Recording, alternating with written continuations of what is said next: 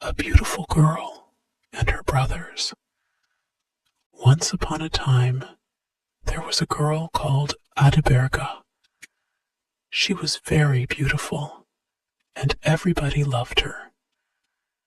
Adelberga's father was dead, and she lived with her mother and her 4 older brothers. She worked hard in the house. She fetched the water, cooked the food, and cleaned the compound.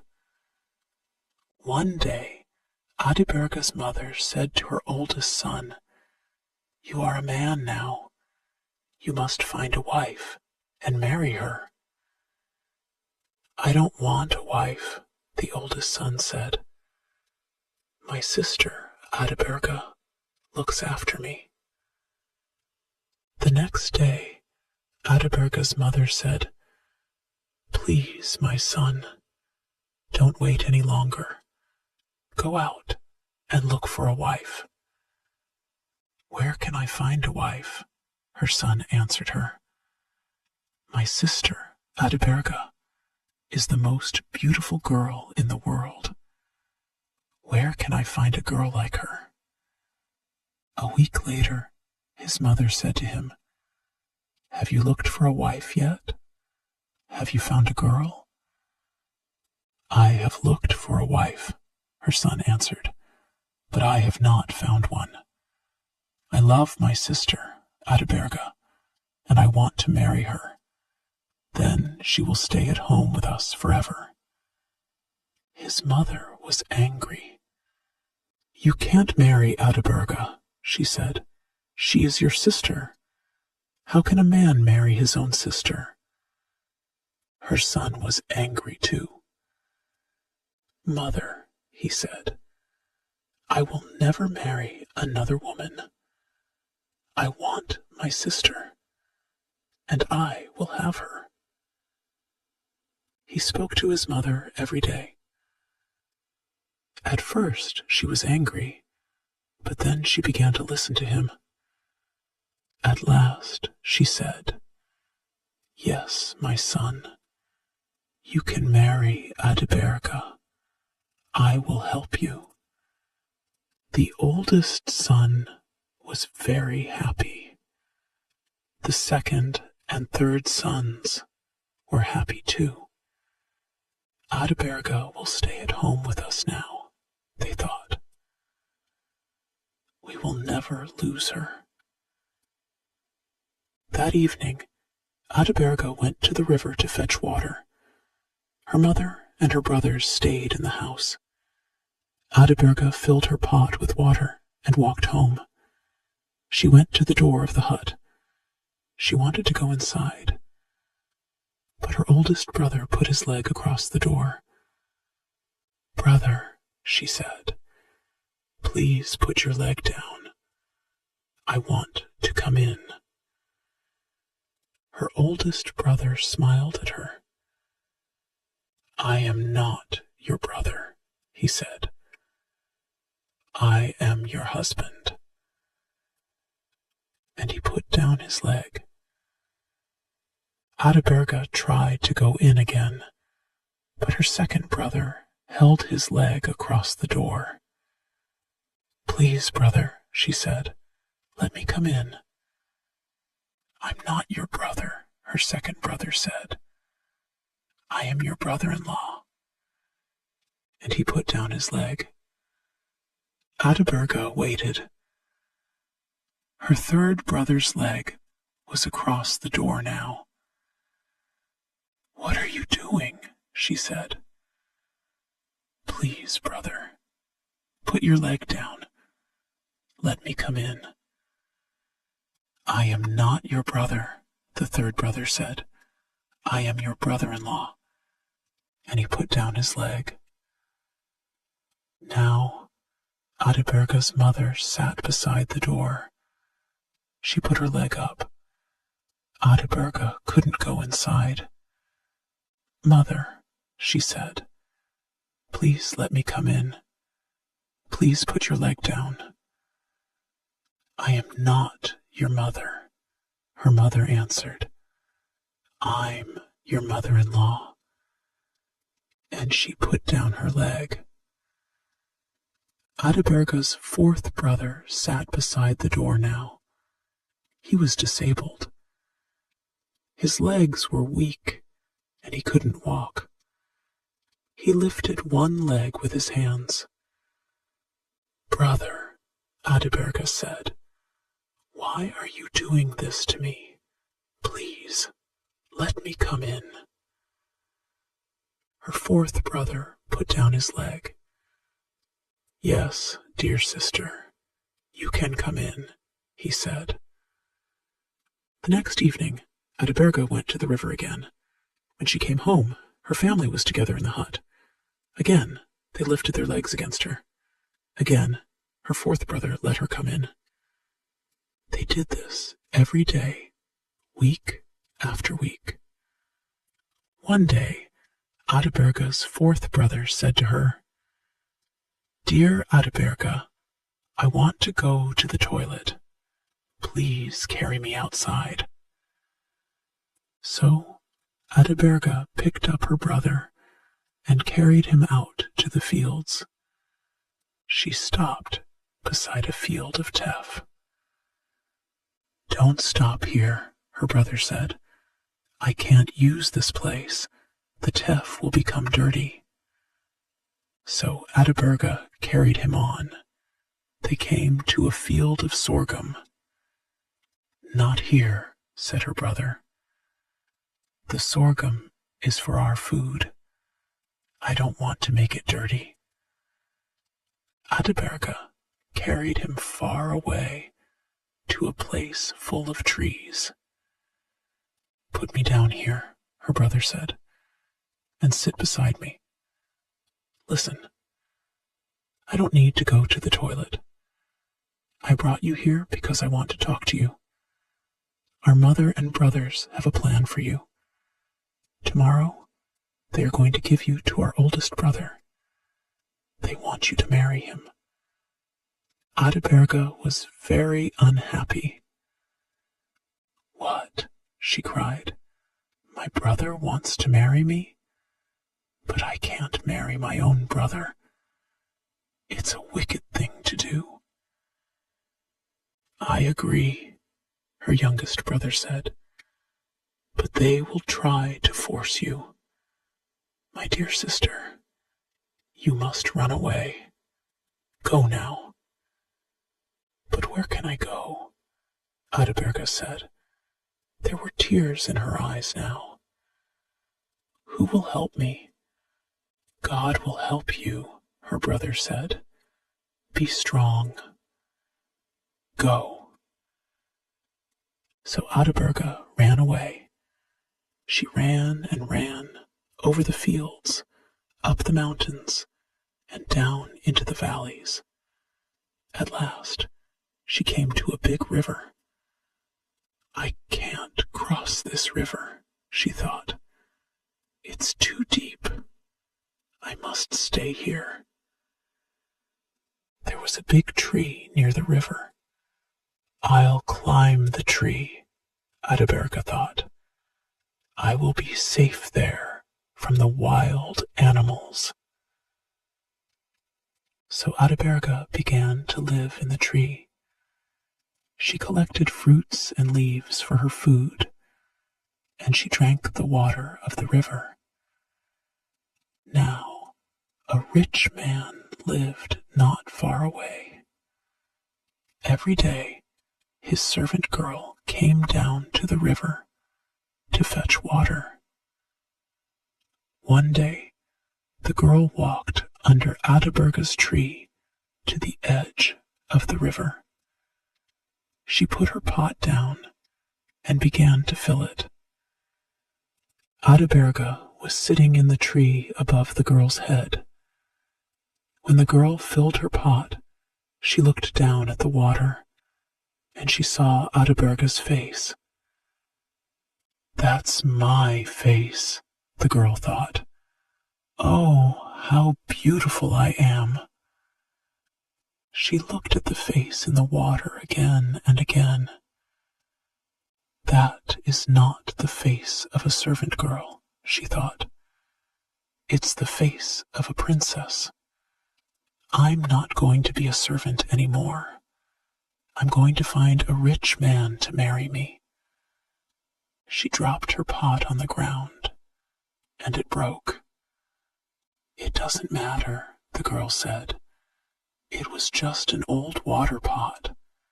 I don't need it now. I'm beautiful. I'm going to be a princess. She ran back to the rich man's house. But before she reached it, she began to think. I broke my master's pot, she thought, and he is waiting for his bath. He will be angry with me. I must take another pot and go to the river again. So the servant girl fetched another pot and went back to the river. But again, she saw Adeberga's face in the water. It's true, she cried. I am the most beautiful girl in the world. She dropped the second pot, and it broke too. Then Adeberga spat on the girl from the tree. The girl looked up and saw her. Oh, she said, I am not beautiful at all. The face in the water was not mine. It belongs to the girl in the tree.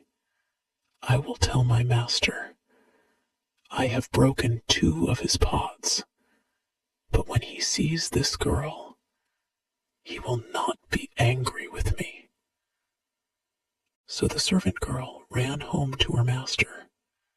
Master, she said, I saw a girl in a tree beside the river today.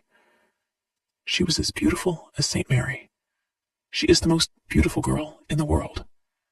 I was very surprised, and I broke your water pots. Don't worry about the water pots, the rich man said. Where is this girl? I want to see her. Come to the river with me, the girl said. I will show you. So the rich man followed the girl to the river. He stood under the tree and looked up. He saw Adeberga. My servant was right, he thought. This is the most beautiful girl in the world, and I want to marry her. Beautiful girl, he said, why are you hiding in the tree? Have you done something wicked? Does your family want to punish you? Adeberga didn't answer. She said nothing. The rich man turned to his servant. Go back to my house, he said. Bring me my spear and 2 carpets. The girl ran home. She came back again quickly with the carpets and the spear. The rich man stood the spear in the ground. The sharp point of it was below Adeberga. He put 1 carpet on one side of the spear and the other carpet on the other side. Then he spoke to Adeberga. Jump down from the tree, he said. Perhaps you are a bad girl. Perhaps you did something wrong, and your family is angry with you. Is that why you ran away? Is that why you are hiding up there in the tree? If that is the reason, you will fall on the spear. But perhaps you are a good girl. Perhaps someone tried to hurt you, and you ran away to save your life. Is that why you are hiding in the tree? If that is the reason, you will fall on the carpet. So Adeberga jumped down from the tree. She fell on the carpet, and the rich man picked her up. Marry me, he said. So Adeberga married him. Now a new life began for Adeberga. She was the wife of a rich man. She lived in a big house, and she had many servants. She forgot about her mother and her brothers. She was happy. But Adelberga's fourth brother did not forget his sister. He left his mother's house, and he began to travel everywhere. He was looking for Adelberga. It was very hard for Adelberga's brother. He could not use his legs, but only his arms. He needed other people to help him. One day, he came to the rich man's house. He sat outside, under a tree. Adelberga's servants saw him. They ran to Adelberga. "There's a man outside your house, under the tree," they said. "His face is like your face. His eyes and his nose, his mouth and his hair, they are all like yours. Is he a relative? Does he come from your family?" "I have no relatives," Adelberga said. "I have only one brother, and he is disabled." "Go and look at the man again. If he is disabled and cannot walk, come and tell me." The servants hurried out to the tree again. Soon they came back to Adelberga. "He looks like you," they all said. "His hair, his eyes, his teeth." "But is he disabled?" Adelberga said. "Can he walk?" Her servants looked at each other. "We don't know," they said at last. "He was sitting on the ground. We didn't see his legs." "I will see him myself," Adelberga said. Her servants put carpets down on the ground for her, and Adelberga walked outside. She went to the tree and saw her brother. She was very happy. She ran to him and kissed him. "Oh, my dear, dear brother," she said. "Come into the house. You are tired and hungry.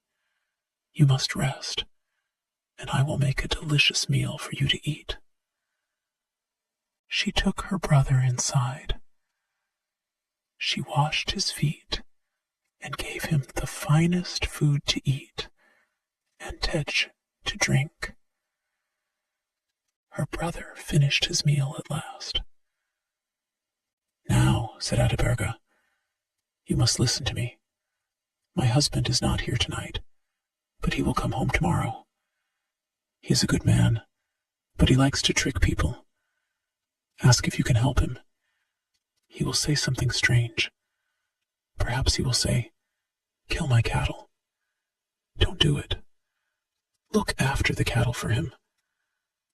Or perhaps he will say, 'Take my cattle to the desert.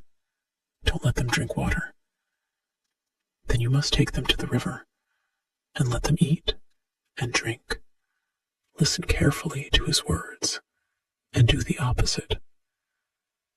The next day, Adelberga's husband came home. "My brother is here," Adelberga said. "He wants to help you." "Ah," said her husband, "that is good. He can take the cattle up to the mountain and push them over the cliff." Adelberga's brother smiled at her. "Good," he said. "I will do that." The next morning, he went out with the rich man's herdsmen. He took the cattle to the valley, and they ate the good green grass. That evening, the rich man was happy with his brother-in-law. He went to his box and took out some hairs from a sheep, some hairs from a goat, some hairs from a cow, a mule, and a horse. He put them in a sack and gave them to Adelberga's brother.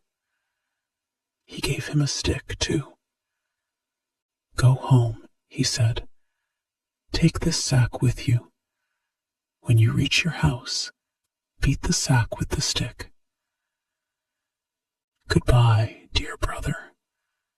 May God go with you, Adeberga said. So Adeberga's brother went home. When he arrived, he stood outside the hut. He took out the sack and beat it with the stick.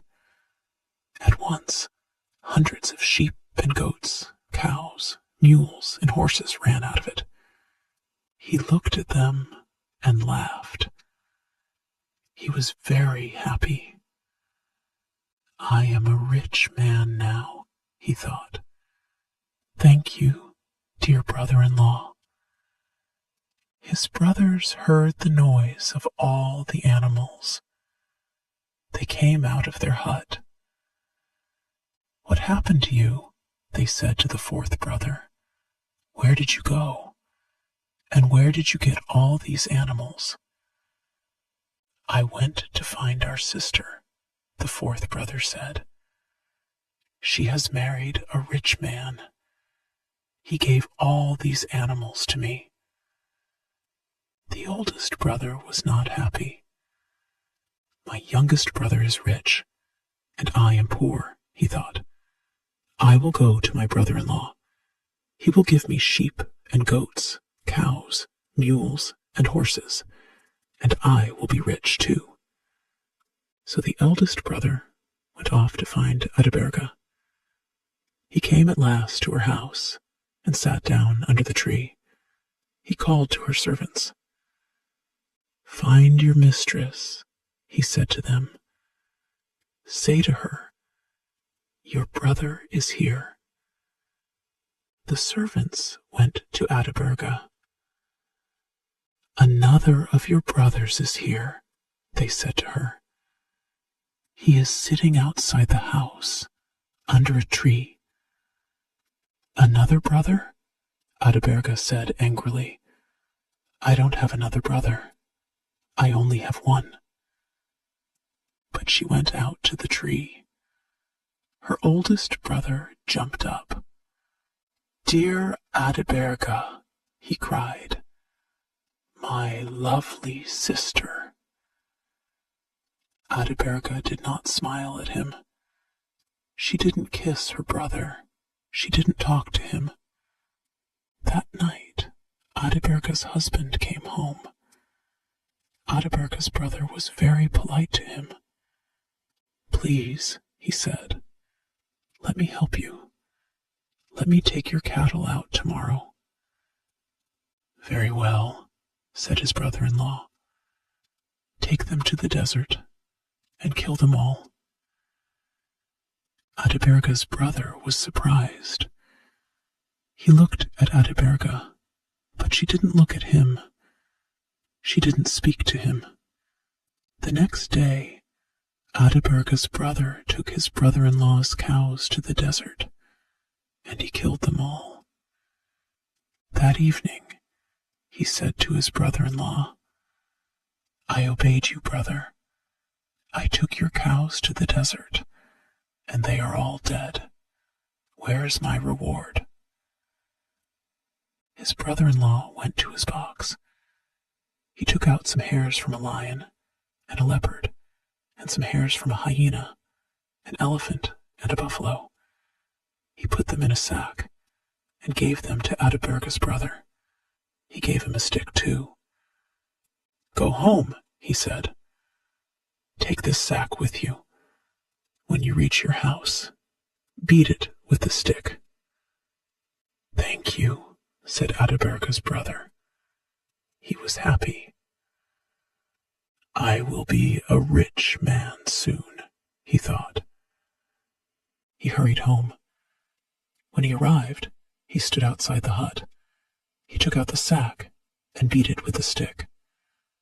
At once, hundreds of lions, leopards, hyenas, elephants, and buffaloes ran out of the sack. They turned on Adeberga's brother and ate him. Then they ran away. Adeberga and her husband lived happily for many years and had many fine children. And Adeberga's fourth brother was rich and happy too, for the rest of his long life.